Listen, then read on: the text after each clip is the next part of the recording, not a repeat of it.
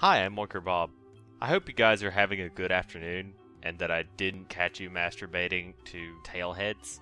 That would just be very awkward. Speaking of which, something caught my eye when I saw a banner ad the other day. Might have been on Cracked or something or other. And the ad featured a gif of a very obvious Star Wars porn parody featuring this red Twi'lek and an Obi-Wan knockoff. And I was like, wow, this has gotten really mainstream now that Disney's pushing Star Wars again. Like, it's showing up in banner ads? Holy shit. What's next? Are we gonna turn on Disney Channel and see the Wizards of Waverly Place chick shaking her ass? Or prompt in Disney Infinity to buy the Naked Gamora skin DLC? Like, what the hell? But when I saw this, I also thought to myself that the porn parody market, for Star Wars at least, and multiple other things that got themselves Rule 34'd the shit out of, honestly have a huge saturation of content, a lot of which probably isn't that good. So for your all's benefit, and mine as well, since it's nearly fap time before nap time, I decided to dive into some of the more noteworthy examples of the genre.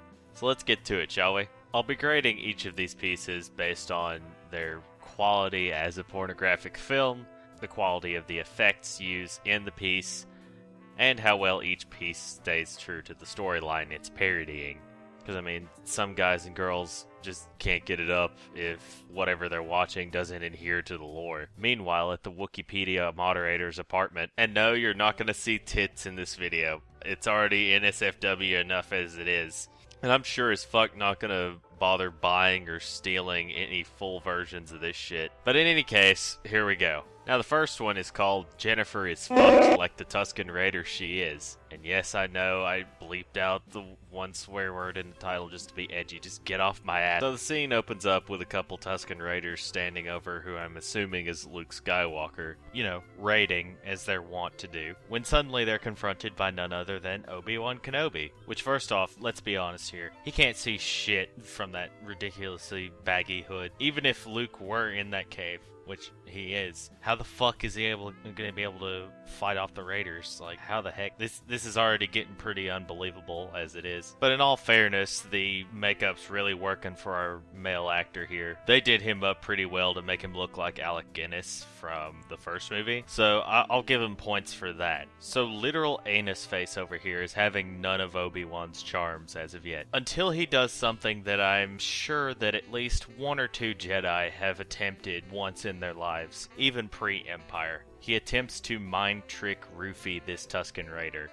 So the stripping begins, and then the pornography film begins properly, as you would expect. Now I've got to dock them a few points in the prop department here, because the land speeder is clearly real. They didn't bother to CG that at all. They took the time to actually build a land speeder on their set, yet they made R2 CG? Come on, there are plenty of robotics companies that would love the sponsorship and exposure that Pornhub would have to offer. I mean, look at all these tits in the thumbnails. Clearly, that's gonna get views and hits and business, right? Internet 2016, am I right? But nothing else noteworthy happens in this film aside from the boning. With that in mind, considering all these factors, I'd have to give the film 2 Sarlaccs out of 5. Wait, what are you talking about? That's a perfect metric. They're literally sand vaginas. Have you never fucking seen Asura's Wrath? But I have to give it that rating because the lacking practical effects just lose it for me. I mean, as far as general effectiveness goes, it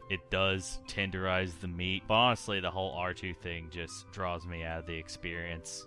Now this next one's considerably more tame. It's called Tailor Roz and Danica Foot Worship Star Wars. All of that is in caps, by the way, no punctuation at all. But as the title suggests, there's no weenie and donut, vacuum cleaner, all that jazz. But there's just foot worship. I guess that's the term the kids are using these days. Now I'm not even going to bother analyzing any dialogue for this thing, because this film already lost all of its available points in dialogue and adherence to lore within the first 15 seconds. Given this lady on the left is clearly supposed to be Padme, yet she died just as Leia was born. So this scene, first off, shouldn't even be happening. And second, even if it could happen, this is Wincest no one wanted. But they're filming it anyway because fuck the canon. Also, discount Padme Padme refers to the Jedi as Jedis, which even Padme's muggle-tier ass wouldn't be using the same terminology as my 86-year-old grandmother. As for effects, nothing was really applicable for me to judge aside from the costumes, which both their costumes looked like they were acquired from the fucking bargain bin at Walmart, so those points aren't going to save them in the final tally. And I'm not really a foot man. I'm not into feet. I'm not a sentient foot, so I left a dislike because I really didn't care. Overall, this film gets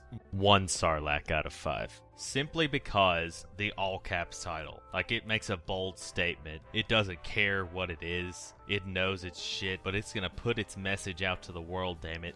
That even if you know nothing about the franchise, you can still get views on the internet. Now, I'd be remiss if I didn't critique the one that started it all, the one that made me start thinking about this shit. And that, of course, is the video that was originally advertised to me, called Force Rising, already expanding the dong with that epic title. The scene opens with totally not Obi-Wan and Anakin attempting to sense the dark side of the Force in what's clearly supposed to be the padded, fluffy pillow fort in the Jedi Temple where the Jedi Masters go to meditate. But all their concentration is for naught when the aforementioned Red Twi'lek comes in and reveals herself as a Sith and starts attacking them with the lightsaber, which honestly I expected a lot less from a film of this caliber, but the saber effects are really good. They could pass for better than an amateur film, like something you would see at Sundance or some shit. This is true effects of an apex caliber, and it's not really that bad in the boner department either, even though Twi'leks don't get me as hard as Doug fan art. Now,